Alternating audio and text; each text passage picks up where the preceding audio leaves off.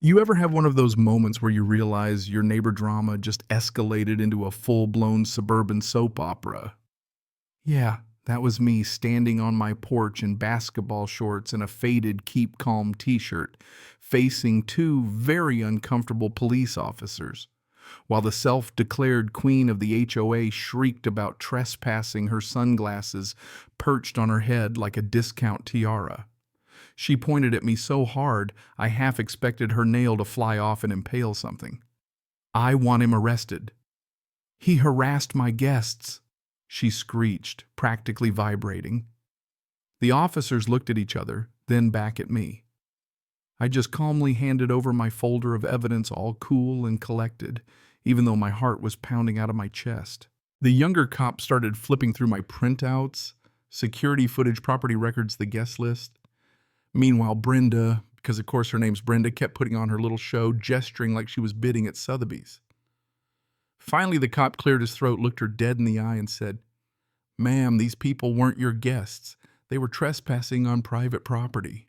Watching Brenda's face melt from righteous fury to slack-jawed disbelief, that's a memory I'll cherish. She actually gaped like a trout yanked out of a pond. I nearly burst out laughing, but figured I'd save the gloating for later. Let me back up a sec. 6 months earlier, I'd moved into what I thought would be my forever home. Sunset Ridge. Sounded so peaceful, right? Big backyard, private dock on Crystal Lake, all that jazz. The realtor had pointed out the property lines nice and clear, but she never mentioned I'd be sharing the neighborhood with a 5'2" despot who looked like she'd just lost her prom queen crown in 1989. Brenda ran the HOA like it was a reality TV show, clipboard highlights smile that could curdle milk. I met her 2 weeks in arms full of moving boxes. She didn't even say hello, just marched up, introduced herself as the HOA president, and launched into a 20-minute monologue about mailbox colors, proper grass height, and which holidays were acceptable to decorate for. I played nice, nodded a lot, thought she'd go away if I didn't push back. Rookie mistake. About 2 months later, I came back from a work trip, and my backyard looked like Coachella had dropped by. Uninvited 30 people, empty beer cans. My grill in use, music blaring, string lights between my trees. And there's Brenda holding court near my dock, gossiping about someone's divorce. I tried to stay civil. "Excuse me, what's going on?" She actually smiled all sweet and fake and told me, "Oh, don't worry, we're just using the overflow area for my annual social." Overflow. Like my private property was a parking lot. I told her as calmly as I could that this wasn't community space, and she straight up laughed. Said the last owner never minded. Well, this owner does, and I needed them gone. Cue chaos. Some folks left quietly, others like Brenda's sidekick Dale got belligerent. He slurred something about Brenda, saying the dock was for everyone. Meanwhile, he's standing there with a beer belly and a bad attitude arguing property law with me. I pulled out my phone, showed him the deed, bam. "You're 50 feet inside my line, pal." Most people cleared out, but Brenda was turning beet red, shrieking that I was harassing her guests and vowing to report me. I told her, "Sure, go for it. Just make sure to include you trespassed on my yard."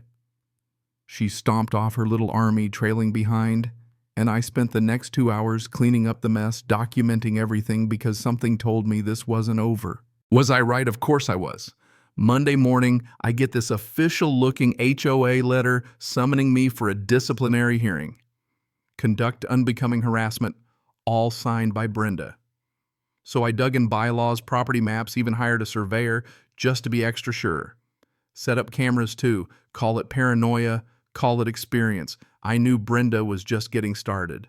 The HOA meeting was pure theater. Brenda filled the room with her loyalists, acting like she was in an episode of Law & Order Suburbia. She painted me as some monster, but when it was my turn, I calmly laid out my deed surveyor report, security cam pics of the party aftermath. The board looked like they'd swallowed lemon juice, especially when I mentioned Brenda never once asked for permission to use my yard. She lost it yelling about tradition. I told her tradition doesn't override the law, Brenda. The board sided with me. I thought maybe, just maybe, that'd be the end. Nope. A couple of weeks passed, radio silence. Then one Thursday night, I spot movement on my camera. Dale and a few guys setting up for fishing club by my dock. Brenda had told them they could. I went outside, asked them to leave. Dale got mouthy. Then suddenly sirens.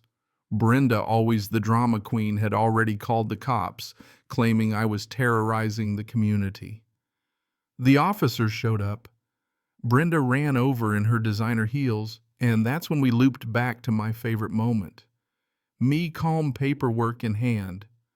Brenda caught in her own trap.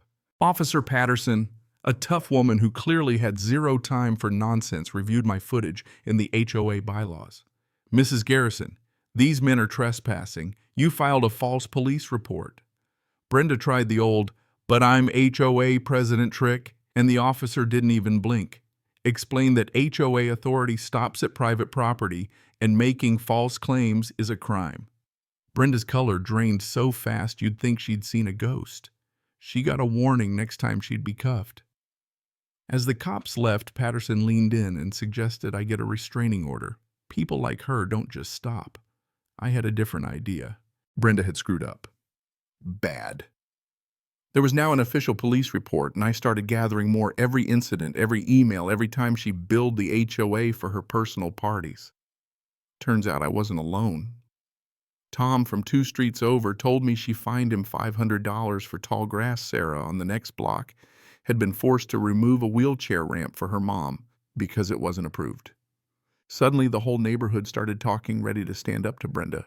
I brought all this to my lawyer buddy. He took one look and said, "You've got her." False police report. Grounds for immediate removal per the bylaws. We timed our move for the next HOA meeting and spread the word. That night, the room was packed. Brenda showed up late, expecting the usual rubber stamp crowd, but this time the energy was different.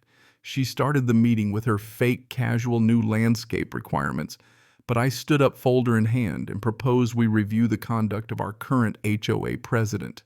Brenda tried to shut me down, wasn't on the agenda, blah, blah, but I read the bylaw section, allowing motions on board misconduct. Then I laid it all out, the police report, the receipts, the harassment stories, and just for good measure played the officer's body cam video for everyone. The board's faces said it all. Robert, the treasurer, made a motion for a no-confidence vote, seconded all around. When it passed 40-something hands to 3, Brenda totally lost it, flinging her gavel, shouting threats, promising lawsuits, even walking face first into the glass door on her way out. You know what I mean? That was cinematic. Tom tried to help her up because we're still human after all, but she shoved him away, ranting about how we'd all regret it. The board voided Brenda's last 6 months of fines, launched a financial audit, and elected Margaret Stone. Everything Brenda wasn't as interim president. Margaret's first act: fence the property lines, clear up confusion, plant some roses. When the audit landed, they found Brenda owed the HOA $3,000 for personal spending. She paid it, but not before firing off an epic all-caps email about how ungrateful we all were. Robert promptly removed her from the email list. Now I finally get to enjoy my backyard and dock in peace. Brenda still lives in the neighborhood, but she takes the long way around the lake, head held high, dog in tow, pretending not to see any of us. The cherry on top. The audit found years of fund misuse enough for criminal charges. Brenda got convicted, sentenced to community service, and forced to pay $15,000 back. The day she stood before a judge hearing, she'd spend weekends picking up trash in the very park she used to rule. That was the real justice. So what do you think? Was I right to fight back, or should I have just kept my head down and let her walk all over me like everyone else did? Drop a comment. Whose side would you be on if this happened in your neighborhood? Because I've got a feeling HOA wars like this are just getting started.